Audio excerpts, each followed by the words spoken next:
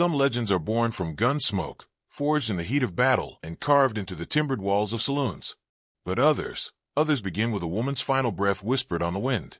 So it was in the lonely frontier town of Dust Creek, deep in the American West of the 1880s, where the land was wide, the law was thin, and the sky held more sorrow than stars. Folks there lived quiet lives, moving through the dust as if afraid to stir up memories they couldn't bear to face. They spoke softly, walked carefully, and avoided looking too far down the horizon, because somewhere out there, beyond the sandstone ridges and the endless sagebrush plains, tragedy waited like a shadow that knew its time would come. The wind seemed heavier that week, carrying with it a whisper no one understood at first, a whisper that preceded the darkness about to descend upon Dust Creek. It began on a quiet afternoon at a small ranch just 3 miles south of town.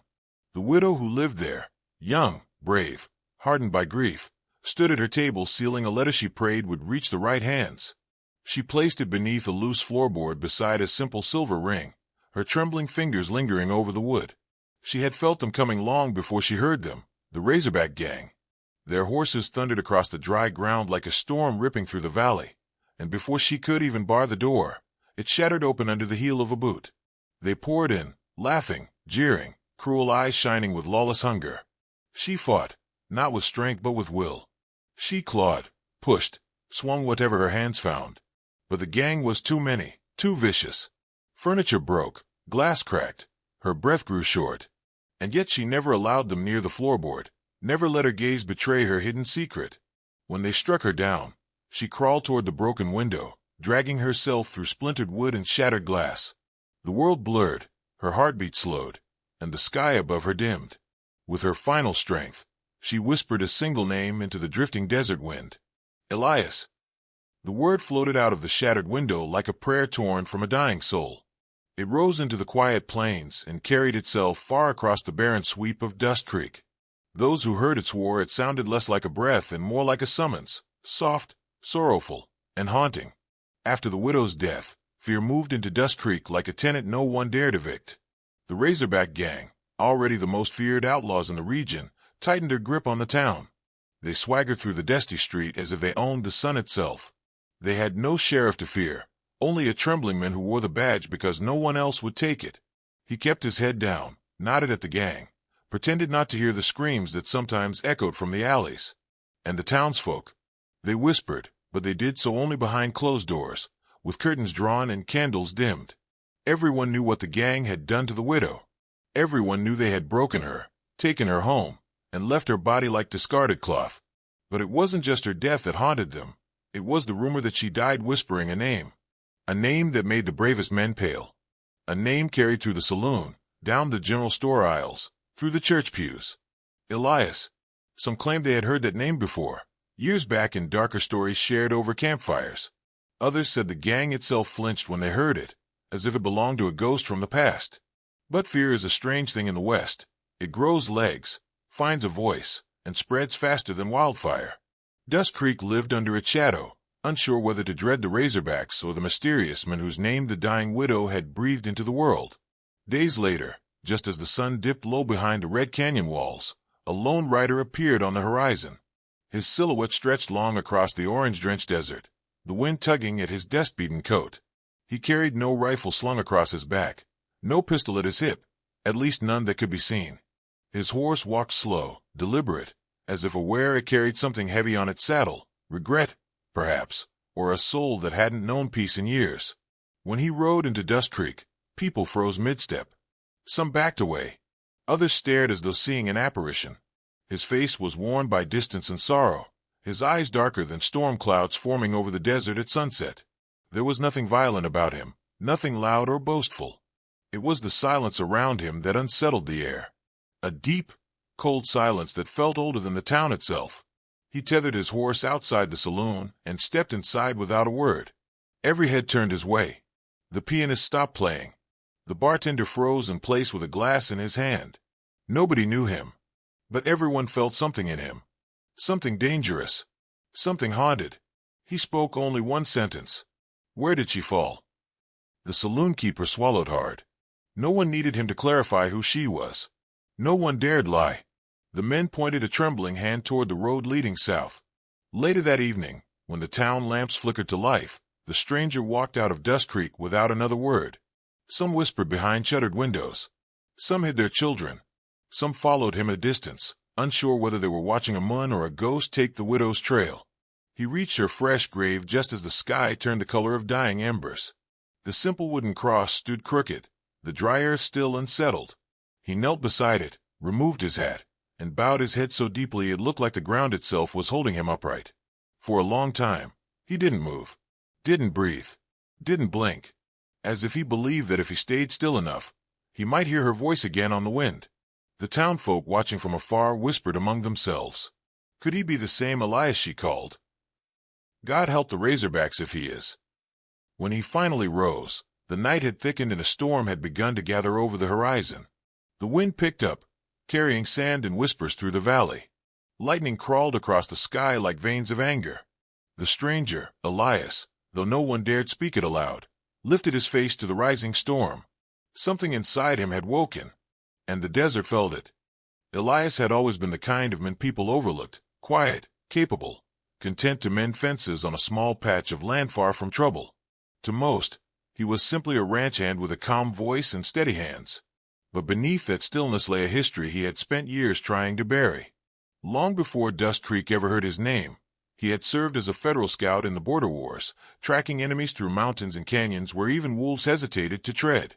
Soldiers whispered about him around campfires, calling him the ghost tracker, because he could find men who'd vanished into the wilderness and bring them back, dead or alive.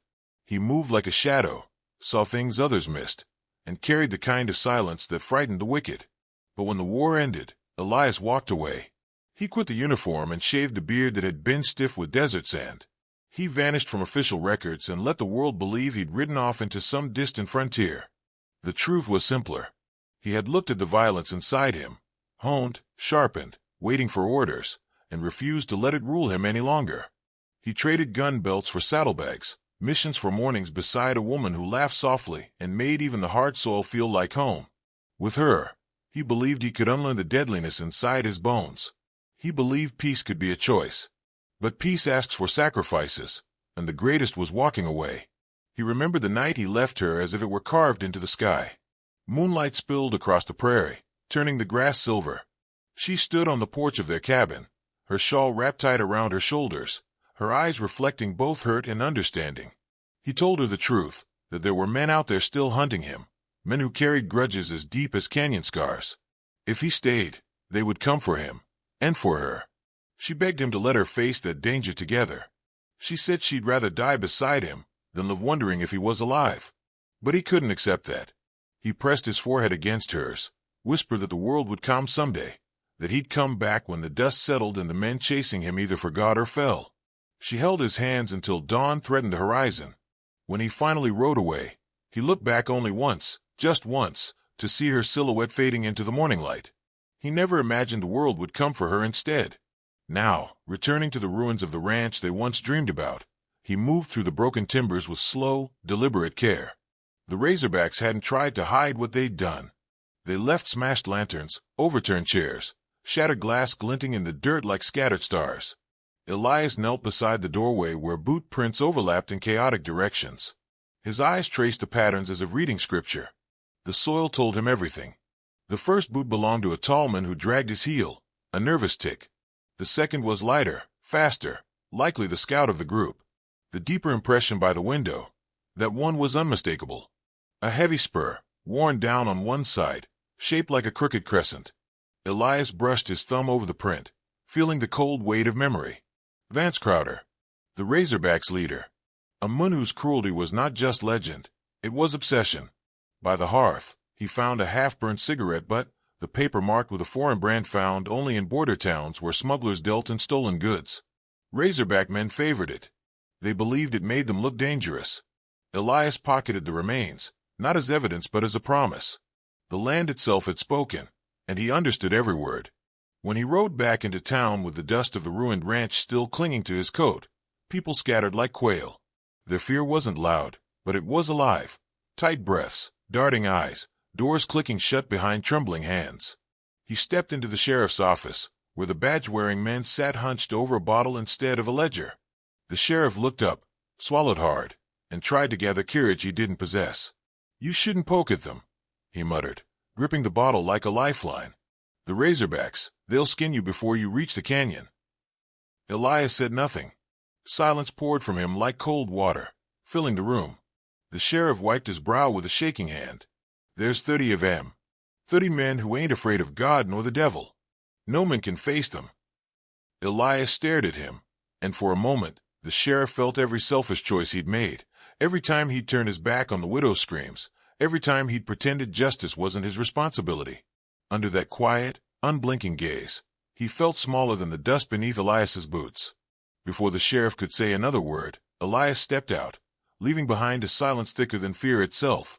Outside the town, thunder rolled over the open plains. Black clouds crawled across the sky, dragging shadows behind them. Rain began to fall, not the soft kind that nourished crops, but heavy, unforgiving drops that hit the earth like war drums. Elias stood at the edge of the widow's ranch, the storm soaking through his clothes, the wind whipping against him with the fire of a world that sensed the shift in him. He looked at the shattered home, the remnants of a life they never got to finish, and let the weight of grief settle deep inside. His voice came out low, steady, more avowed than a sound. "I won't bury her name in the dust." From beneath his saddlebag, he pulled out the coat he hadn't worn since his federal days, a coat fitted with hidden holsters, sewn with reinforced seams, built for storms and bloodshed. His fingers lingered on the familiar fabric before he slid it over his shoulders. It settled on him like a second skin, as if waiting all these years to return to its rightful place. The sky split open with lightning. The ground shook. The air changed. And Elias changed with it. He wasn't the quiet ranch hand anymore. He wasn't the man who believed he could outrun the violence inside him. He wasn't the man who thought he could shield her by leaving her behind.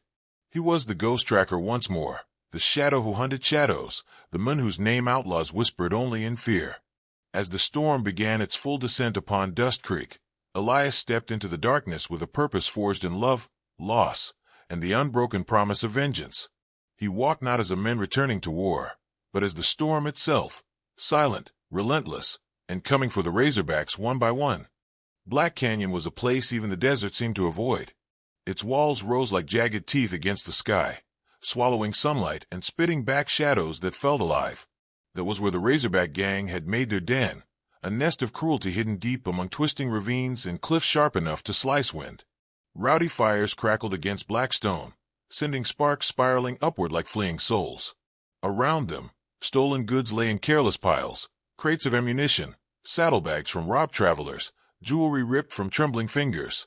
The men sprawled across blankets and overturned barrels, laughing like hyenas drunk on blood and whiskey. Their leader, Vance Crowder, paced near the largest fire with a slow, restless gait. He was a tall man, sinewy as barbed wire, his face carved by old scars and newer sins. The flames lit his eyes in flickers of gold and red, but something unsettled him. Above the canyon walls, crows circled in slow, deliberate loops, their cries sharp as knives cutting through the laughter. A strange chill pressed against his spine, colder than the desert night had any right to be. The men didn't notice, yet, but Crowder did. He felt a shift in the air, the way the canyon seemed to listen more than usual, as if waiting for something. Or someone. Night spread over Black Canyon like spilled ink. The fires dimmed, shadows deepened, and the Razorbacks settled into uneasy rest. 2 guards remained posted at the canyon's mouth, big men, loud talkers, the kind who liked to brag about the folks they'd killed. They joked, smoked, argued about cards. And then, without a sound, the night took them. One moment they stood beneath the boulders, rifles slung over shoulders. The next moment, the wind blew across 2 empty patches of dirt where their boots had been. No screams. No struggle. Just absence. When dawn crept reluctantly into the canyon, a few men wandered to relieve the night watch and found the rifles lying on the ground, barrels still warm. But the guards? Gone. Their footprints led a few yards into the canyon, and then vanished entirely as if they'd stepped into the sky. Fear slithered through the camp like smoke from a dying fire. Tough men who'd killed for fun now scanned the cliffs, hands trembling over their holsters. Someone whispered that maybe the widow's ghost had come for revenge. Another called him a fool, but his voice cracked. Crowder silenced them, but the unease only grew. They weren't prey animals, but something had turned them into a herd sensing the cougar in the brush, unseen, silent, patient. It wasn't long before the Razorbacks realized they were being hunted. They heard faint echoes, bootsteps that weren't quite bootsteps, breaths that might have been wind. A man woke screaming from a nightmare and swore he'd felt someone touch his shoulder. Another claimed he'd seen a silhouette against the canyon rim, watching, waiting. Their fear was well placed. Elias had come. In the war, he'd been called many things: tracker, scout, phantom, but one name had stuck like whispered curse: the Whisper. He'd earned it because he moved with a silence that didn't belong to any living men. Soldiers said he could cross gravel without shifting a pebble, move through brush without disturbing a single leaf. Now, in the canyon, he was back in that skin.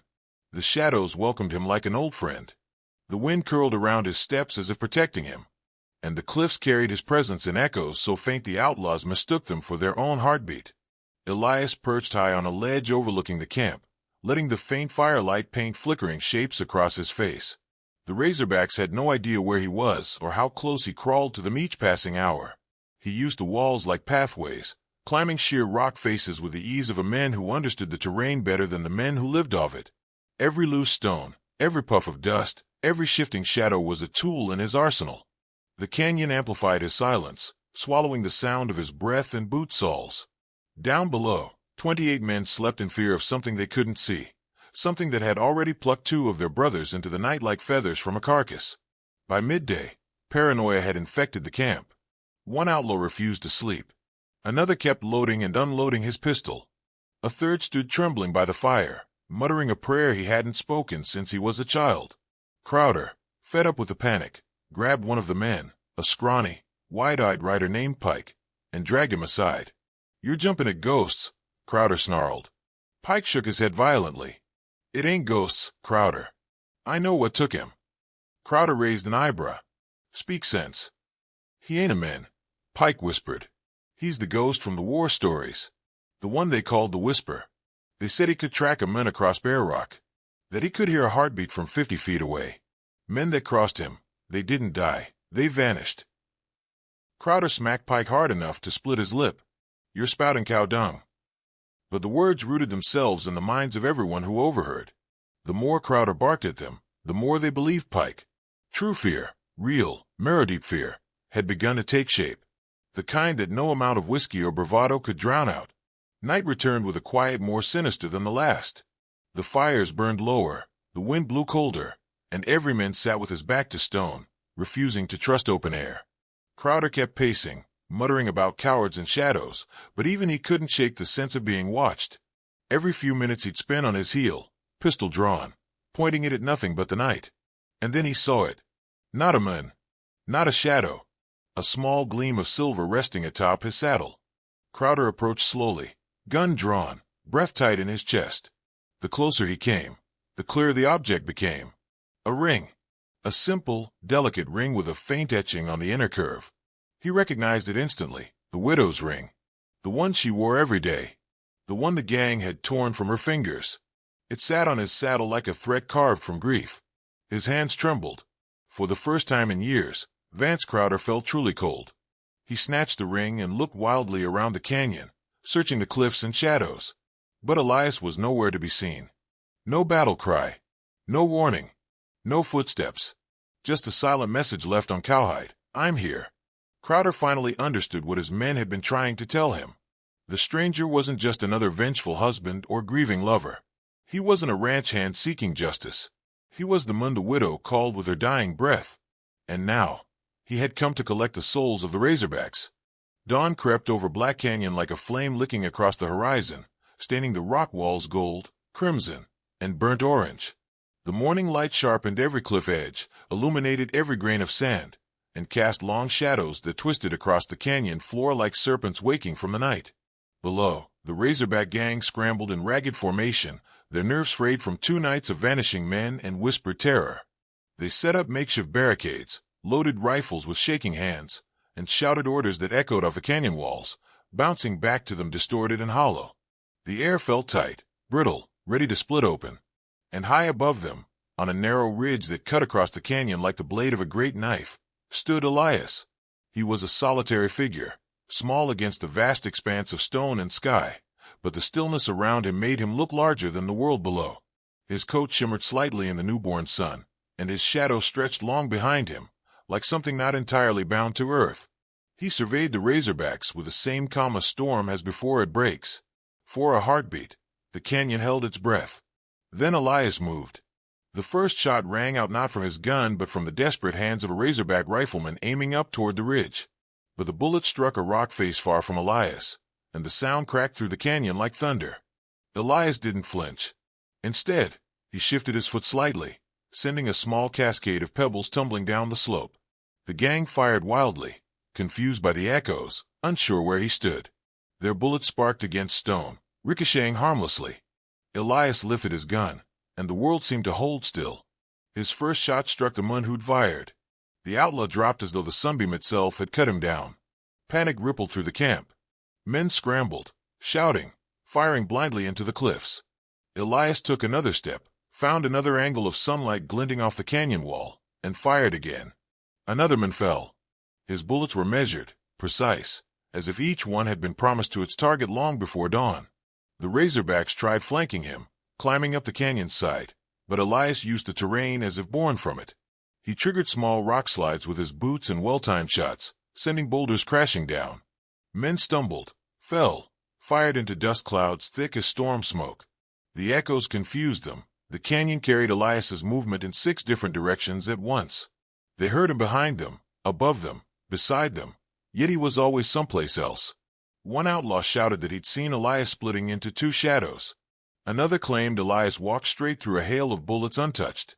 Fear twisted their minds, turning the canyon into a labyrinth of phantoms. But the truth was simpler. Elias never wasted motion, never lost breath, never hesitated. Every step he took was a calculation. Every shot was final. Bodies fell like broken branches in a windstorm. Back in Dust Creek, miles away, townsfolk stepped onto porches as the ground trembled. They heard rolling thunder rumbling across the plains, though the sky was clear. Some thought it was a quake. Others whispered the truth, that it was Elias, unleashing a storm meant only for the wicked. By mid-morning, the canyon floor was littered with rifles, abandoned hats, and the hollow silence of men who would never leave it again. Only one figure still fought. Crowder. He burst from behind a boulder, firing wildly, rage carving deep lines across his face. He had lost his gang, his dominance, his shield of fear. All that remained was hatred. Spotting Elias descending from the ridge, he screamed obscenities and charged. Elias didn't raise his gun. He walked toward Crowder with a measured pace, eyes steady, expression unreadable. Crowder aimed and fired again. The bullet grazed Elias's arm, tearing fabric. Elias didn't falter. Crowder fired again, but the shot ricocheted off stone. With a growl, Crowder dropped his rifle and drew the knife he kept hidden in his boot. "You're doing all this for her." Crowder snarled, spittle flying. "That little widow. She died easy. Look brave, though. I'll give her that." Elias stopped. His calm broke like glass thrown against stone. A new expression rose on his face, something fierce, something ancient, something that made even the canyon seem to recoil. The air tightened. The sun dimmed behind a passing cloud. Crowder lunged. What followed was not a fight. It was a reckoning. Elias dodged with a fluidity that seemed inhuman, sidestepped the blade, and struck Crowder hard enough to crack bone. The outlaw stumbled back, cursing, then slashed again. Elias caught the knife hand, twisted, and Crowder gasped as the blade clattered to the ground. The 2 men grappled, Crowder thrashing like a trapped animal, Elias moving with the precision of a man who knew death intimately. Crowder swung his fist, Elias caught it. Crowder kicked, Elias blocked. Crowder screamed in frustration, but Elias remained silent. Then, with a final motion swift as the morning wind, Elias disarmed him completely and struck him down. Crowder's knees buckled. His body hit the ground. He stared up, wheezing, unable to understand how a single man had undone him. "You should not have touched her," Elias said softly. And Crowder's reign ended right there, beneath the unforgiving light of dawn. As the canyon returned to silence, the narrator inside every Western soul rose to speak the truth. Elias was never just a ranch hand, never simply a grieving man seeking justice.